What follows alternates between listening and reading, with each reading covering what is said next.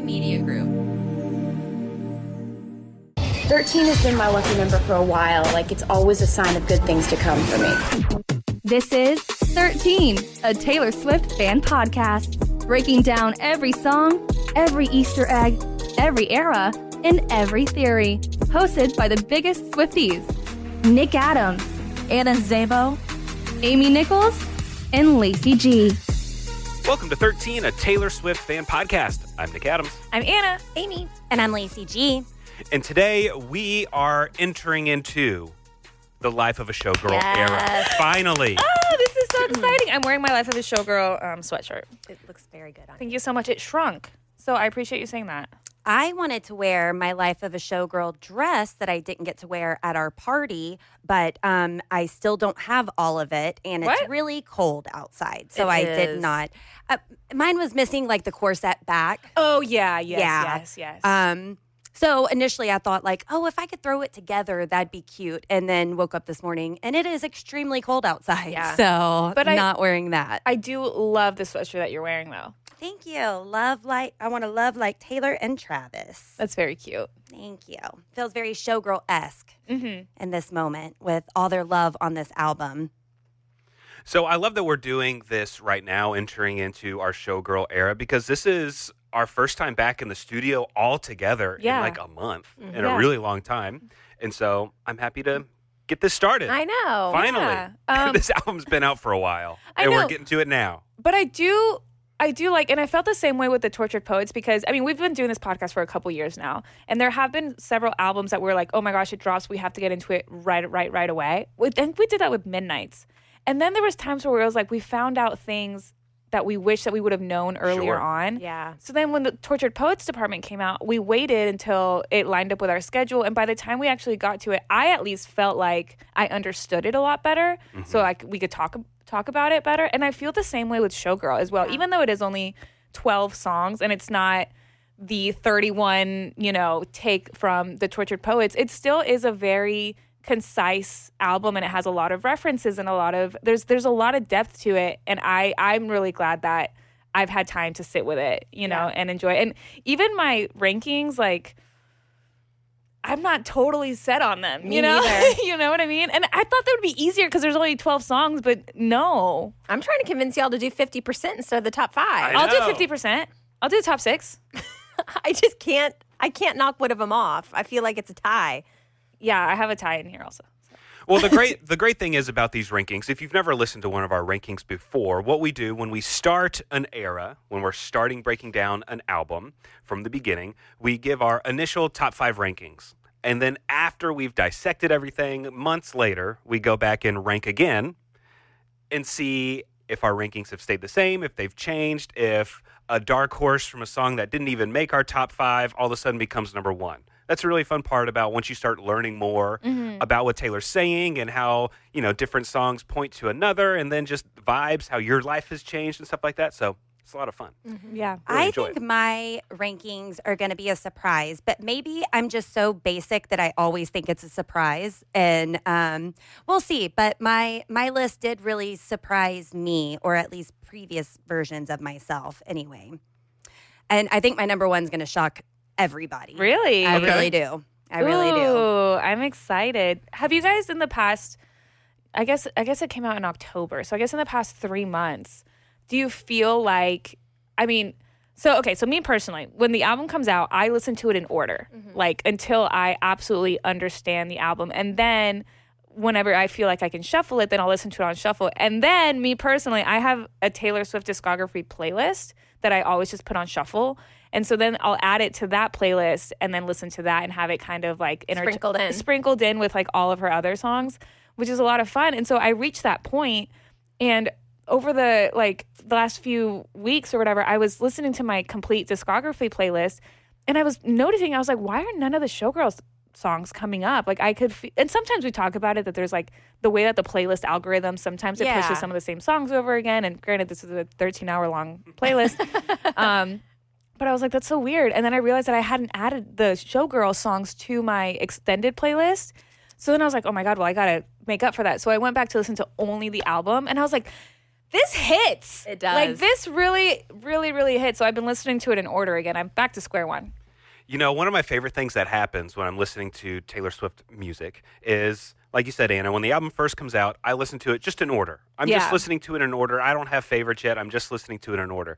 And then I get used to hearing how one song ends and the next one begins. Yeah. Like I'm used to hearing that transition because I'm hearing them in order. And then once I start shuffling or I'm listening to it on the complete collection with all of her songs, you'll hear something from Reputation and you're expecting that next throws song you from off. Reputation come in, and then, whoa, this is the Life of a Showgirl song or whatever. Yeah. I kind of just love that little feeling of like waiting for the next song. Yeah. And it's never the right one that's next, but I just love that It's feeling. exciting because you'll listen to like all too well 10-minute version and then Honey. You know what I Right. mean? Like it's like, whoa, whiplash. But I also felt that same way with the Eras Tour set list. At a certain point, because when the Eras Tour was happening and I was watching all the live streams and stuff, like there were certain, I want to say it was like the 1989 like era, like when certain songs ended, I kind of knew which one was going to be next. And you just get so used to it. Well, I will never forget the one time I was streaming watching the Eras Tour and I checked in and it was a little bit before the TTPD set. So I was like, oh, I'm good. And then I completely missed her performing Florida for the first and only time ever no because I put my way. phone down because I knew what was coming up and I knew Yeah. I still had another minute or two. Yeah. Completely missed that. Oh, man. Am I mad at myself? Yeah. It sounds like it. Yeah. Who just puts their phone down? Like, oh, I got better things to do than watch the Eras Tour right now. Joke's on me. Seems like a lifetime ago. I know. That's crazy. Who else got sad watching the end of the Eras Tour documentary? Dude, All over again. I cried in like every episode for different reasons, you know, but it really was just like such a beautiful moment in time. And I like couldn't get over the fact that we got to experience it multiple times and also as a podcast, you know, like I was like, it's so cool that she has this all documented. And so do we, you know, like we have all of our feelings and reactions to things and stuff documented on this podcast. And I thought that was really, really cool to think about. You know, I know we're talking about Life of a Showgirl, but now that we're talking about the Eras Tour, I love on social media when you're watching it, and let's say the date is, I don't know, August 1st or something, and someone will be like, throwback to August 1st, and it'll be some clip from the Eras Tour where Taylor was performing, and it's somewhere, you know, it might be in Spain or something, I don't know, and it's just like, oh, that's cool. Yeah. Like, we've gone so far with the Eras Tour, we're so far away from it that we have like throwbacks. Yeah. Like, wow, this was 2 years ago or something. Any excuse to post Eras Tour content.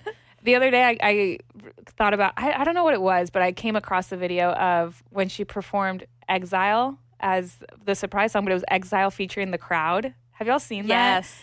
When the crowd like chants back Yeah. Bon Iver's part, right? Yes. And it's so beautiful. If you haven't seen it in a while or you've never seen it, go and look it up. Just type into like TikTok or any social media, Taylor Swift surprise song, Exile featuring The Crowd. It's so beautiful. I teared up watching it again because I was like, oh my God, like the connection with the people, the audience, like just everything that the docuseries, you know, captured of just connection with people. Like I feel like that's a perfect example. Oh my God, it was beautiful. Similar feelings when there's videos of the crowd when Taylor was singing You Are in Love. Yeah. And the crowd will chant back like, I can feel the lights out, lights out, lights out, lights out. Yeah. It's always fun. So awesome. So, Life of a Showgirl rankings? Yes. Should we start? Yeah, okay. Yes, it's going to have to be, some of these are going to have to be split in the moment decision. Sure. All right, well, I'll start. Number 5 for me. Now, you would think that if Taylor Swift writes a song about you, it would be number 1, but I'm going to try and be a little humble and rank this accordingly, rank this how it should be. So number 5 for me is Wood. Truly, I know people are like, Nick, really? Yes, and I'm basing this. It's a good song. I'm It is basing a good this. song. I'm basing this on the first half of the song, and I'm basing this just on like the music itself. I don't know. I agree. There's probably one other song on this list which is higher than this, where like just the music alone is so groovy and fun. Like I will be twisting and shimmying in my seat when I'm driving because the music is just so great. Yeah. And I also love how she does a very Taylor Swiftian thing to do where she's singing about one thing and then she makes it about something else. Yeah. I love it when she does that. And so it's weird for me to say I do like Wood a lot. No, I think that's great. Yeah. It's a fun song. It's a fun song. It's a real great. fun song. It's And great. I loved in the interviews that she was doing. They're like, "Tell me about wood." She's like, "What?" Yeah. She's like, it's about superstitions, obviously. But she even said herself that like it didn't start that way. It kind of just Evolved to be that way. into being that way. You know, she went in with the idea of superstitions and things, and she was like, you know, just one thing happened, then you just have fun. And there's a couple times that comes up in her music where you can tell, like, man, she's really funny. And Yeah. like it's a great sense of humor. It's a fun song. Yeah. And I have stopped letting my daughter listen to it before. There's been a couple times where like she starts singing it, and like, okay, let's maybe she doesn't know what she's singing about, but But I mean, I It's did great. that as a kid. Do y'all remember singing those songs and we didn't know what it meant? No. Yes. But it was a good song. yeah, it's a Yeah. good song. Oh, I have something really embarrassing to say. When I was a kid, I met this country star, and I went up to him and I gave him a hug, and I was in elementary school. Well, I come up to my mom after, and she was like, "How was he?" And I said, "Oh my God, Mom, he was so hard." And she's like, "What are you talking about?" Oh, wow. I only had soft people in my family, so whenever I put my arm around his waist and felt his stomach, I didn't know what that was. But Like he had muscles. He had a really muscly stomach, and that was it. But as a little kid, I came up and said that, and she never once thought anything. She knew, like, what is it that you're trying to say? You're not saying this correctly. Yeah. But yeah, that was a very weird thing to How'd walk she away. teach you? How Like, did she have a conversation with you? I'm sure she just thought there's no way this girl knows anything about it. I don't know, but what a weird thing to say walking Yeah. away from somebody. Yeah. But yeah, completely innocent. I did not just, he had a really hard body. That's all that I meant. Really Yeah. muscly. Really muscly. I gotta say, I remember as a kid, not understanding what I was listening to, but my parents never changed the channel, which they probably should have. Yeah. But do you remember the song "Too Close" by Next? Anybody remember that? How does it go? Yeah. They're singing about dancing on each Too other. close. Yeah, you're feeling real close, Real slow. Yeah. It's Feel making it hard making it hard for me. And then the girl sings like, "Feel a little poke coming through on you." I had no idea, but I was singing it. I thought it was a great song. Oh, I used to dance to that in middle school. I Sure. remember that being on at my middle school dance. Middle school, y'all know what they were saying, but me younger, I was still a little didn't. naive. Yeah, I think I was still naive in middle school. I remember playing Bruno Mars "Locked Out of Heaven" for my kids, and then I realized I'm like, oh shoot! But then it's like it's a really good song, and they don't know what they're saying, so It is a good I listened song. to it anyways. I remember, I guess maybe middle school at the time, "Buy You a Drink" by T-Pain came on, and it's like the part where it's like, "We in the bed like ooh." Yeah. Ooh, and I was in the car with my mom, and my mom kind of looked and she was like, "What?" And I was like, he's saying that we're in the band, like ooh, like I genuinely thought it said we're in the band, BAND, not BED. So that's how I would sing it. And then it wasn't until like years later that I was like, oh. But I like vividly remember being in the car with my mom at that point and being like, "Mom, you're wrong." That's not what T-Pain is saying. Okay, back to our Yeah, rankings. okay, All right. yeah. Lacey, you are up. What's your number 5 song, Lacey? I just want you. Wish list for sure. Have a couple kids, have the whole block looking like you. I love that song. It is an earworm that gets stuck. I love her happiness, her positivity. Wish list. It makes me happy. It makes me so happy, and I love that song. So it's number 5 for me. Excellent. Number 5, I have "Wood" as well, Nick. It's All right. it is a really good song. Oh, you nasty girl, no, Amy. I mean, despite all the lyrics, Oh my gosh. we're just talking about what a the horn sound. dog. Calm down, Amy.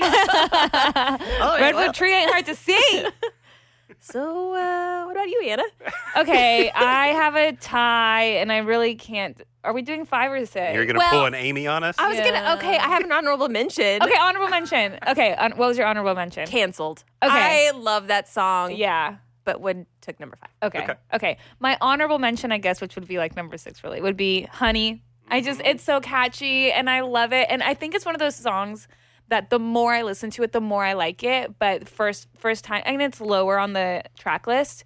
So, you kind of tend to focus on like the first like 5 songs or so. But every single time it comes on, I can't help but smile and like be so happy. But so that'll be an honorable mention. But at number 5 officially will be, much like Lacey, "Wish List." It's so catchy. And like she was saying, like, she's she's so giddy. Like, and I feel like you can almost hear when Taylor's smiling and singing at the same time. And it's so catchy. Like, got a wish list. I just want you. And Boss Up, Settle Down is really great. I'm waiting to use that as an Instagram caption. So yeah, my 5 and 6 are Wish List and Honey. So I love that song. And like, as soon as the album came out, we got a couple nice plants for the house and for the yard and everything. And as soon as we got them, I said, that's my plant daddy, and I got a whole yard looking like you now. That's funny. Yeah. How are the plants looking right now? I guess They're it's cold cold. outside. So They're very cold. Yeah. I keep moving them, and I got them like at the wrong time, so I haven't planted them outside yet. So running them in and out. I would say I'm the one doing that, but no, Plant Daddy is. He's taking care of plants all the time. That's Got sweet. a whole yard looking at you. He was so cute. So for me, my number 4 favorite song on this album is going to be Wish List. I love everything that you guys have said so far. And Anna, you were just saying how you love how you can hear her smile when she's singing. I love when she's singing this, when she goes to the really high falsetto. Have a couple kids. It feels like she's like dreaming, like she's seeing her future, you know? And I just really love that. It's like she's visualizing and now she has it. Yes, and I completely agree. And I also always think of this song when Ryan and I walk Buster around our neighborhood. Every time I see a driveway with a basketball hoop, like the song just immediately, it's like on loop in my head. I love it. And also, I got to say that when this song first came out, my wife and I were talking about it, and she had said that she really liked it, and she was like, we have what Taylor wants. And I was like, oh, yes. Because we got 2 kids that look like us. We have a basketball hoop. Yeah. Like, it's great. Like, I love this. This is awesome. Like, In your face, Taylor. I know, but it's just like when you hear someone that's That you think at has such it a all. high level who you kind of look up to, and she wants what you want, it's like, oh, wow, maybe like whatever we're worried about isn't as big of a deal as we think it is. You know, Yeah. like we truly do have, we are so lucky to have what we have. So, Absolutely. So number 4 for me, Wish List. Lacey? Number 4 for me, I did not want to like this song at first because the chorus kind of jarred me. I'm not a bad bitch, and this isn't savage, because to say I'm not a bad bitch is admitting something that you don't want to admit. You know, everybody wants to be that bad bitch who has it all together. So to hear a song starting off that way, it's like, oh, get that negativity out of here. I don't want to adopt any of that.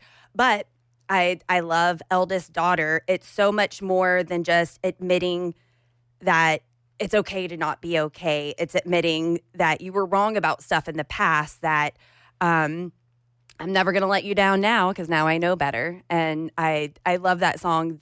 That one was probably the first earworm for me, was Eldest Daughter. That would just play over and over.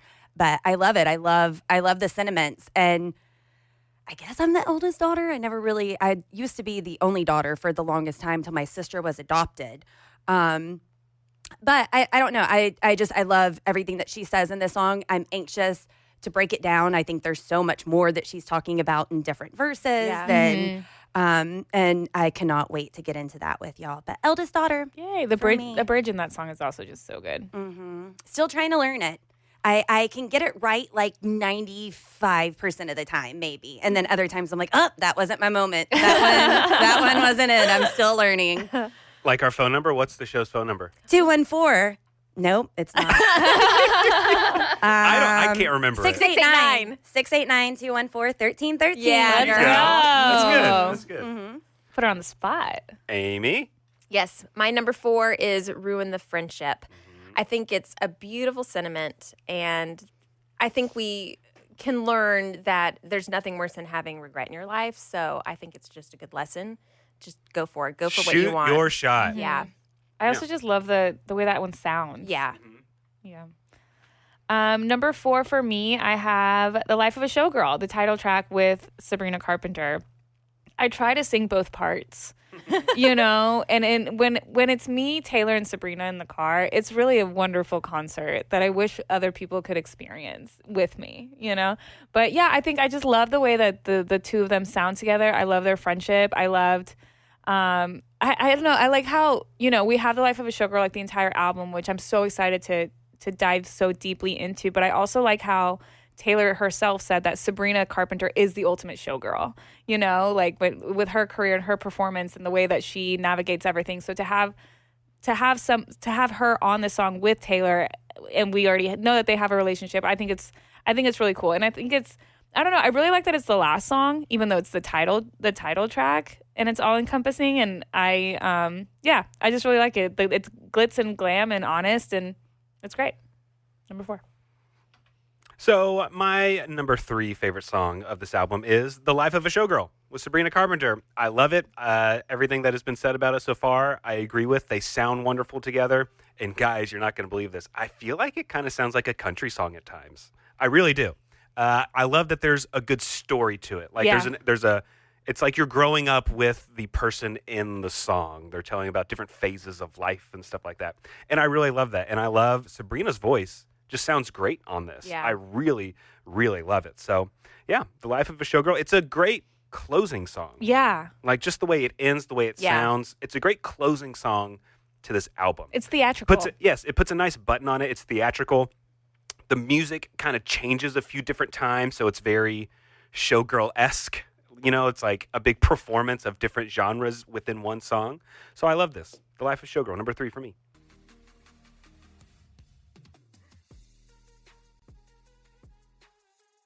All right, number 3.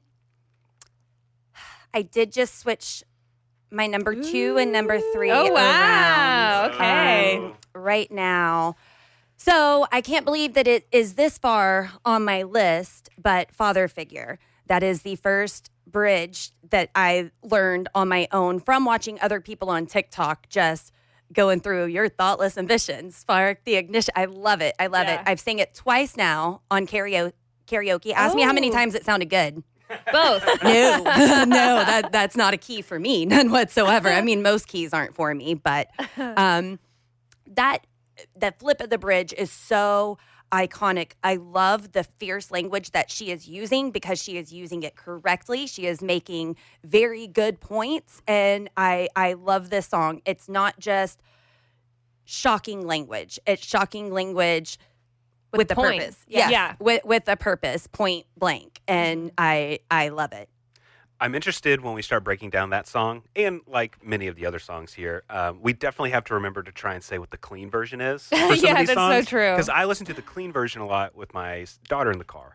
And so Father Figure, it just has some really funny, like, clean What is the version, and I don't mind it. Check's bigger. Yeah, instead Oh. of my dick's bigger, it's my check's bigger. And like, okay, still the same sentiment or something, but... Yeah. Okay. That you make a great point because I don't think I think I probably listened to the clean versions when it came out of curiosity, but I only listened to the explicit. Do y'all remember how shocked we all were watching the movie in theaters to realize that it was the clean version? Yes. I think that was the song that I was like, okay, no. Yeah. I've only heard this a couple of times, but I know that's not the words. And that's whenever you realize she went with clean version for the movie. Because Lacey and I went together and we took some of our listeners to go with us, and my friend Kristen came with us also. And she had been listening to the album all day. And I leaned over to her and I was like, wait, that's so funny, like checks. And she was like, what? And I was like, it's supposed to be dicks. And she was like, what? Because she didn't know that she was listening to the clean version like all day since it came out. And so then after the movie, she texted me on her drive home and she was like, wait, it's so much better with dicks. I remember there was a viral video going around after the movie came out, and I think it was Wood, and the last line is like, open my thighs. Yeah. But the clean version is open the skies or something like that. And there's like a little kid in the audience, and there's a video and the kid's like, skies? That's not right. Skies? So funny. All right, where do we leave off? Are we on Amy? Yes, Yeah. me. I'm going to just copy and paste Lacey. At number 3, I have Father Figure. So same sentiment. Love. Great song. Okay, number 3 for me, I have The Fate of Ophelia. I just simply adore this song. It once again, like and many songs on this album, the more I listen to it, the more I really enjoy it. And I will be like so honest, like it's like, yeah, we know Ophelia and the connection and the references and stuff, but I did my rankings at the same time that I did my prep for the song The Fate of Ophelia, and I learned so much more about Ophelia, the character, and the connections and the references that Taylor's making, that I think that I might have had it at like number 5, but since I did my research simultaneously, I bumped it up to number 3. That's right, you did. Sure did. Fatal Ophelia. Also, finally can appreciate that it like has like a dance that I think I can like actually do. Yes, it's good. Because I can't dance like at all, but it's like I pledge you like the land, the sea, the sky. It's like pretty straightforward. That's the kind of dancing that I need until to it do. turns, and then I can't really like do that. Yeah, she starts kicking her legs around And a whole like, lot in no, that one. not That's that part. a like crazy swivel part. No, but I can do land, sea, and sky. You Yeah. know? Wait, I did it wrong. You could if you wanted to. The land, the sea, the sky. Okay, got it. For those listening, don't worry. I got it. She did it right both times. Sure she totally did it right. Sure, thank you so much. I want to say one thing before we move on to number 2. Father figure for me, I don't know if you have parts in this song or just any Taylor Swift song, period. But if Father figure is on, I cannot turn it off until I hear This Empire Belongs to Me. I don't care where I'm at in the song. If I pull up to where I'm supposed to be, then I'm like, I still got to sit out here another minute 30 because she hasn't said that the empire belongs to her yet. And you're like, and I have to make sure it doesn't change. Yeah. I love that. All right, so number 2 for me on this album is Honey. I absolutely love this song. Before the album came out and we just had the track list, didn't know what anything sounded like, I picked Honey was going to be my favorite song on the album. Yeah. And it's definitely sticking with me as being very high on my list. This song for me, it sounds like honey. It feels like honey. Like I just feel like in this soft, sweet spot, like I'm just surrounded by honey. I don't know, something about her voice, the music, everything. And then, again, this is another example of how she can kind of sing about one thing. It's like the color red. She can make red mean 17 different things, and she can make honey be positive, be negative, be like a name, be a feeling. I just really love how she can make one word mean many different things. So for me, honey is number 2. I love that. For me, number 2, I can't believe this is number 2, but there's just one song that I continuously go back to. But man, I'm happy. Opalite. I love Opalite. One of my favorite lyrics is never made no one like you before. Mm-hmm. I love that simple change in a lyric. I love the happiness. I cannot wait for this music video, rumored to be coming out. I think it's going to be absolutely beautiful. But this song, at times it feels a little simple, but I still love what it says. When you know, and when you don't, you don't. That sounds like the simplest line ever. I clocked it immediately watching Nobody Wants This. One of the very first episodes, she said, and it was before the album, or they did it before the album came out. But when you know, and when you don't, you don't. And that's a very simple term, but it's true, and it's lovely. And I am happy to be dancing in the Opalite. Oh, yeah. It's also, like we were talking earworms earlier. The earworm that I have from that one is when she's like, this is just a storm inside a teacup. It's just like, it's perfect. Mm-hmm. Absolutely.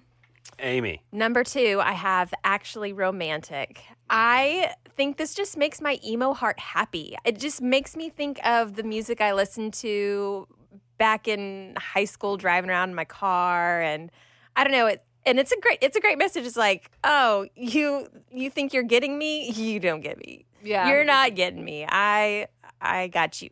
I got your number. That song has genuinely changed my brain chemistry when it comes to like haters. Yeah. Like truly, like honestly, like if I got a mean message from someone, I'm like, oh, so you're thinking of me. Yeah. Like that's actually romantic. Yeah. You know? Like that song healed something in me when it came to that. Powerful. Yeah, for sure. I should have it in my top 5.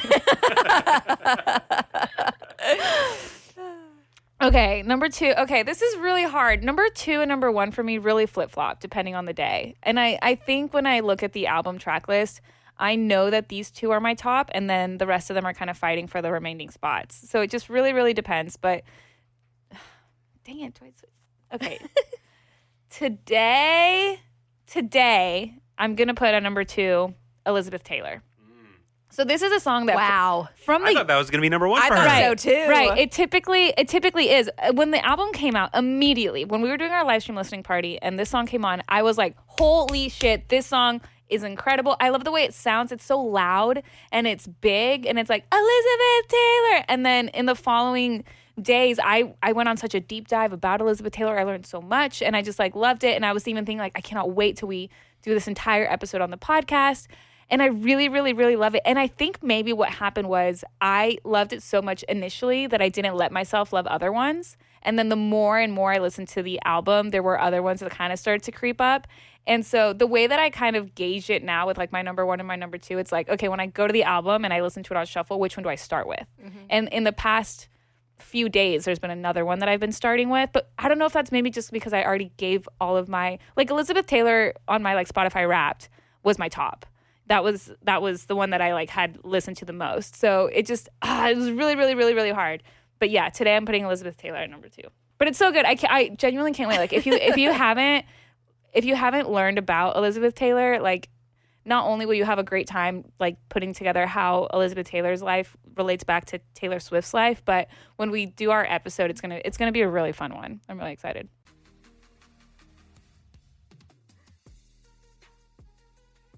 All right, now it is time for everyone to talk about their favorite track on the life of a showgirl. I think I just did. Oh, no, do you need to switch yours? No. I'll stick to my gut. I'll stick to it.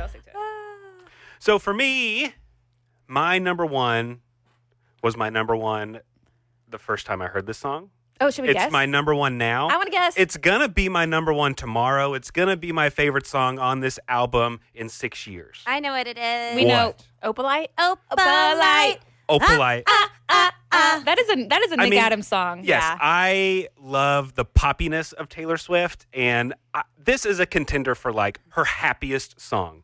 There's something about this that just I'm grooving in my seat, I'm dancing to myself, I'm singing, I feel like I'm frolicking in the sunshine in a meadow. Like I absolutely love this song. There's just something about it. The words, the music.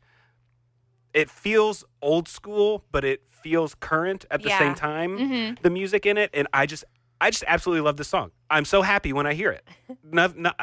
Very few Taylor Swift songs make me feel this happy, and so this has to be my number one. I love Opalite. So good.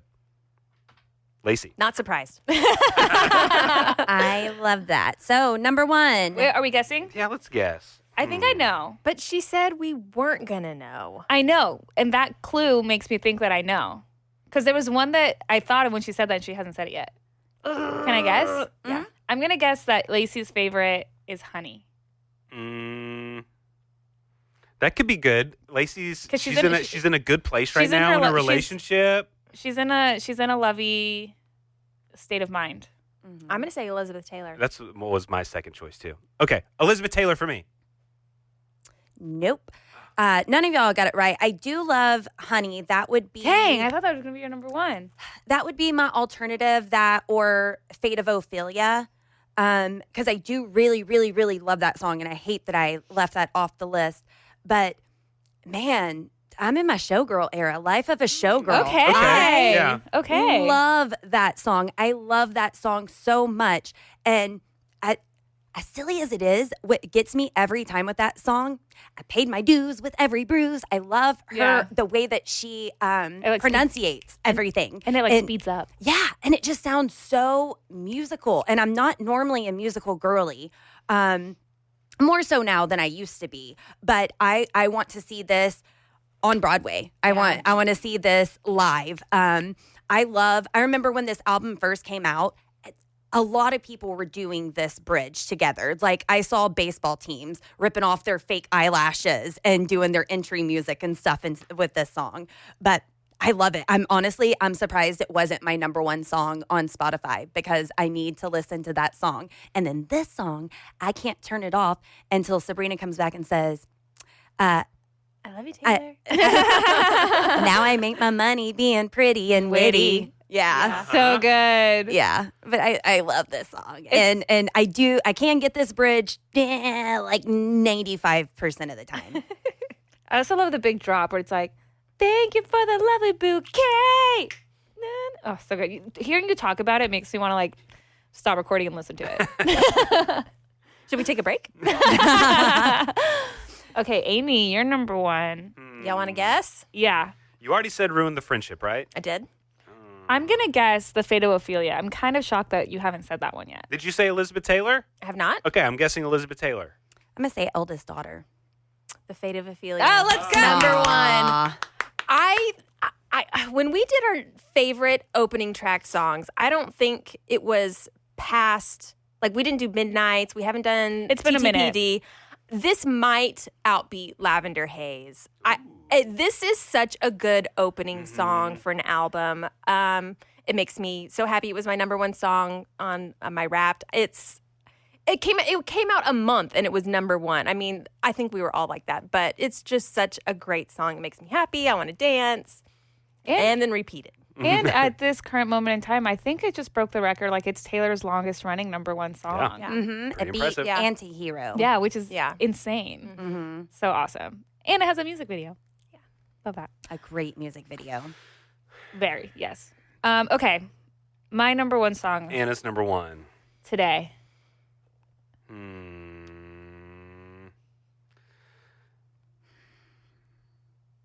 Father figure. Canceled. I'm torn between Opalite and eldest daughter. Have you said either one of those? Mm-mm. I don't remember. Did you? I haven't said any of those. Okay. Well, we all guessed. Yeah. All right. My number one song at the current moment on the Life of Showgirl is Father Figure. Yes, let's go.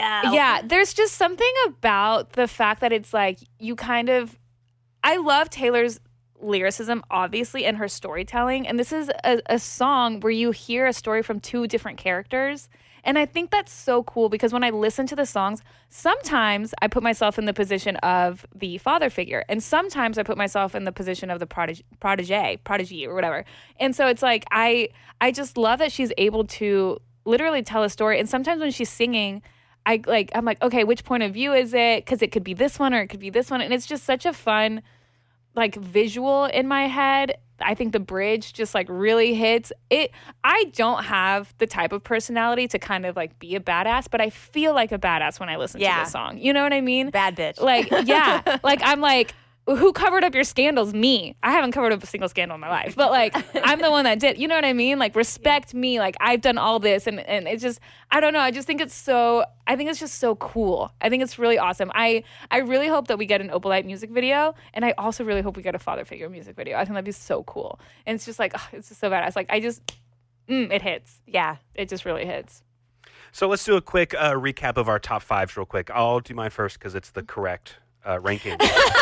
So number five is Wood, Wish List. Number 3, The Life of a Showgirl. Number 2, Honey. And number 1, Opalite. Lacey? All right, for me, number 5, Wish List. Number 4, Eldest Daughter. Number 3 and 2, those were switched, but I landed with Father Figure at number 3, Opalite at number 2, and number 1, Life of a Showgirl. Number 5, I have Wood. 4, Ruin the Friendship. 3, Father Figure. 2, Actually Romantic. And 1, The Fate of Ophelia. I have at 5, Wish List. 4, The Life of a Showgirl. 3, The Fate of Ophelia. 2 and 1, Elizabeth Taylor and Father Figure.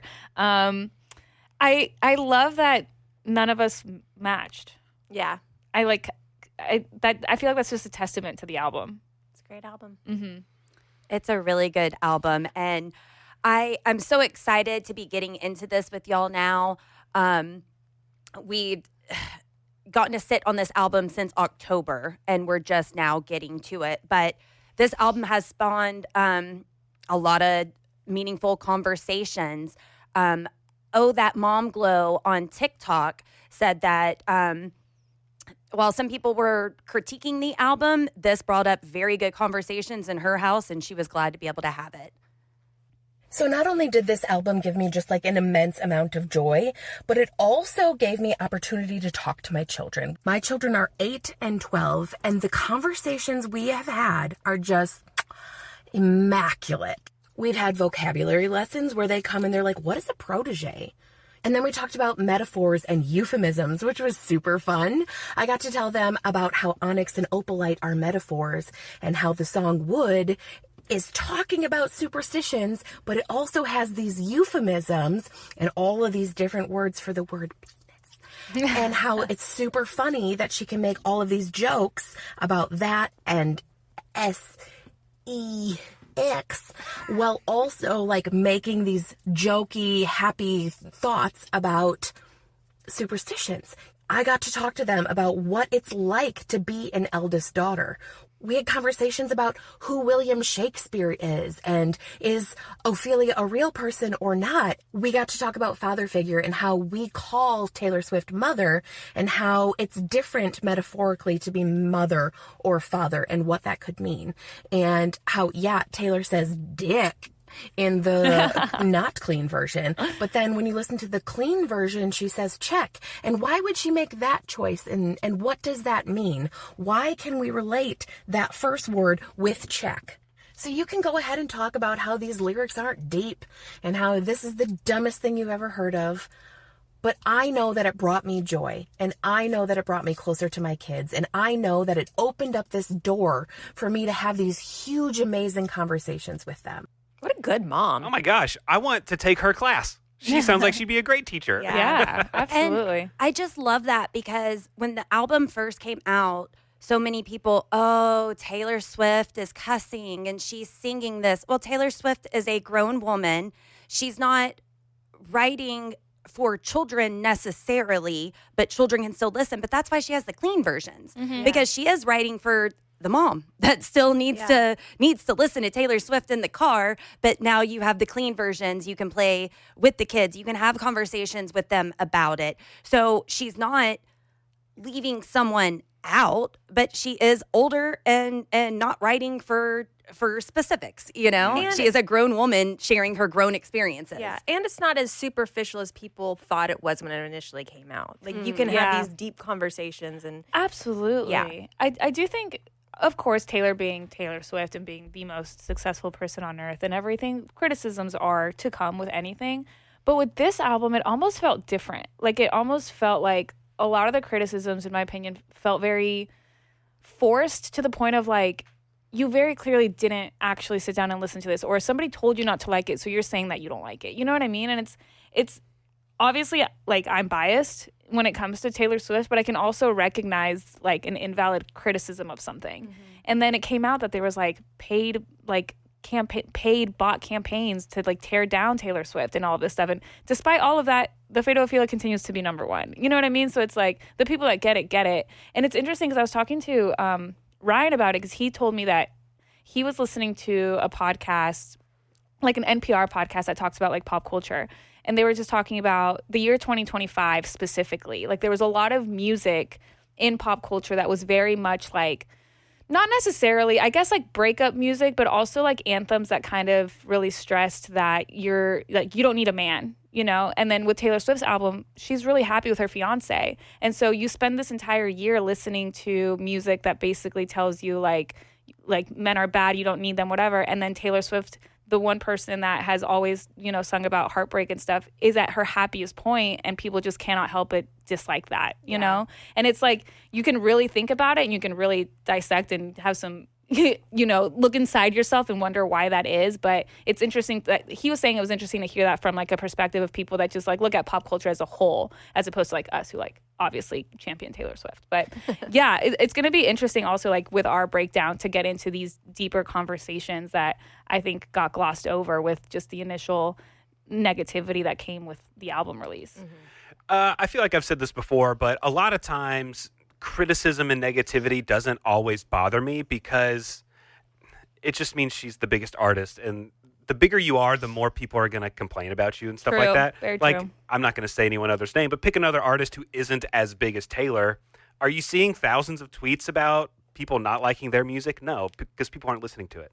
And so, like, whatever, haters come with the bigger you are in the territory, and, you know, hopefully it sort of rolls off Taylor's back, and hopefully she doesn't read all the comments and stuff like that. But, you know, it comes with it, I guess. I don't think it hurts her too much, hopefully. That's showbiz, Hopefully. baby. That's showbiz, baby. So, great. We are in our Showgirl era. Officially. This is so much fun. We cannot wait to start breaking down these songs and learning more and more about everything. It's going to be so much fun. Well, that does it for this episode of 13, a Taylor Swift fan podcast. Thanks so much for joining us. If you haven't already, subscribe to us on whatever podcasting platform you're listening to us on right now. All the ways to contact us are in the description of this podcast. And join us next time because we are going to start at the very beginning. We're not breaking down the first track. We're going to start talking about the prologue of this album. Thanks for listening.